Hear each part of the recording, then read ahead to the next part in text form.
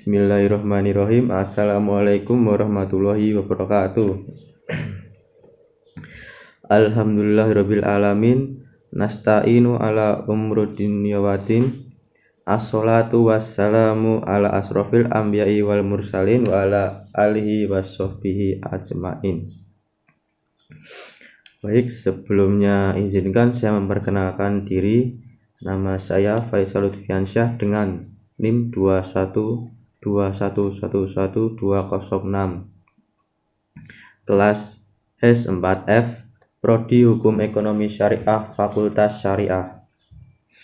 Sebelumnya terima kasih kepada Bapak dosen, Bapak Muhammad Hamka Habibi SEMA yang telah memberikan saya kesempatan untuk mempresentasikan materi ini.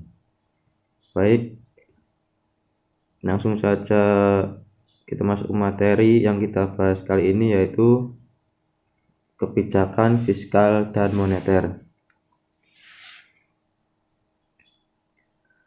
Dari poin yang pertama yaitu definisi, tujuan, dan instrumen kebijakan fiskal dan moneter.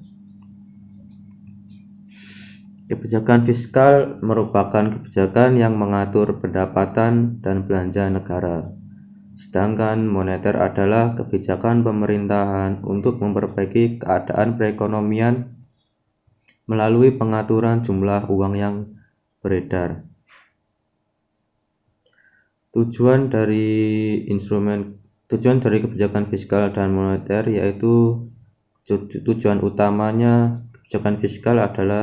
bertanggung jawab atas warga negaranya dari kemiskinan dan ekonomi. Maka dari itu pemerintahan membuat program, rencana, bahkan perancangan dalam berbagai bentuk agar warga negaranya menjadi sejahtera. Selanjutnya yang terakhir yaitu instrumen kebijakan fiskal dan moneter. Dalam perspektif ekonomi konvensional, Adiwarman Karim menjelaskan bahwa dalam struktur anggaran pendapatan belanja negara atau APBN terdapat beberapa instrumen atau alat dan cara yang digunakan untuk menghimpun dana guna menjalankan pemerintahan. Baik, selanjutnya poin yang kedua yaitu kebijakan fiskal dan moneter dalam perspektif Islam. Kebijakan dalam perspektif Islam yang pertama yaitu kebijakan moneter dapat digolongkan menjadi dua, yaitu yang pertama, kebijakan moneter ekspansif atau monetary expansive policy, yaitu suatu kebijakan dalam rangka menambah jumlah uang yang edar. Dan yang kedua yaitu kebijakan moneter kontraktif atau monetary contractive policy, yaitu suatu kebijakan dalam rangka mengurangi jumlah uang yang beredar. Kebijakan ini disebut juga kebijakan uang ketat atau tight money policy. Selanjutnya kebijakan fiskal dalam perspektif Islam. Kebijakan fiskal dalam perspektif Islam. Kebijakan ini pemerintahan dengan menggunakan instrumen fiskal seperti pajak atau tax, transfer, dan belanja pemerintahan atau government spending purchase yang ditujukan untuk mempengaruhi indikator-indikator makroekonomi seperti pertumbuhan ekonomi dan inflasi secara umum.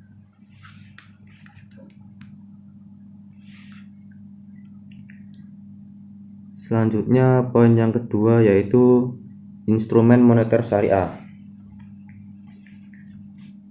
Terdapat 4 instrumen yang utama digunakan dalam perspektif syariah.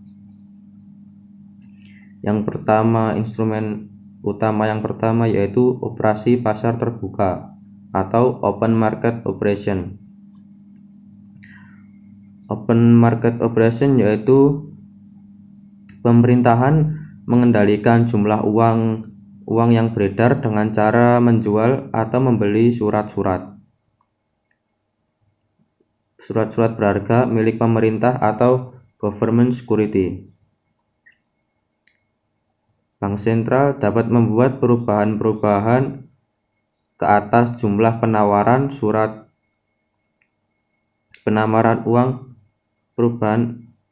uang dengan melakukan jual beli surat-surat berharga.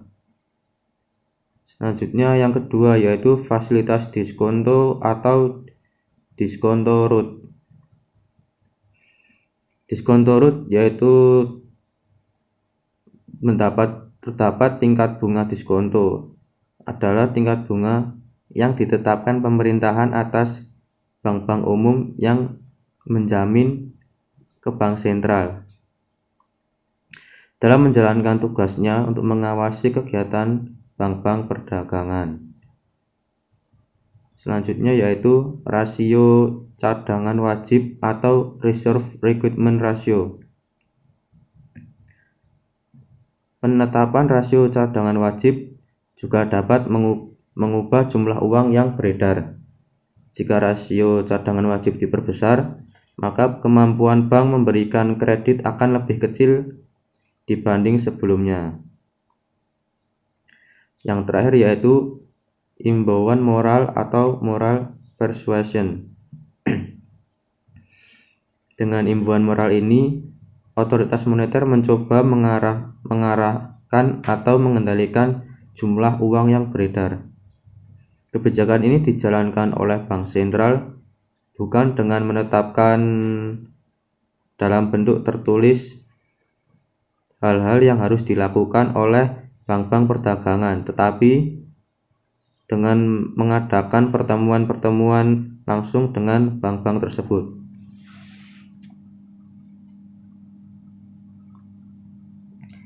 Baik, mungkin itu saja yang bisa dapat saya sampaikan. Mungkin jika ada kurangnya mohon maaf. Sekian, wassalamualaikum warahmatullahi wabarakatuh.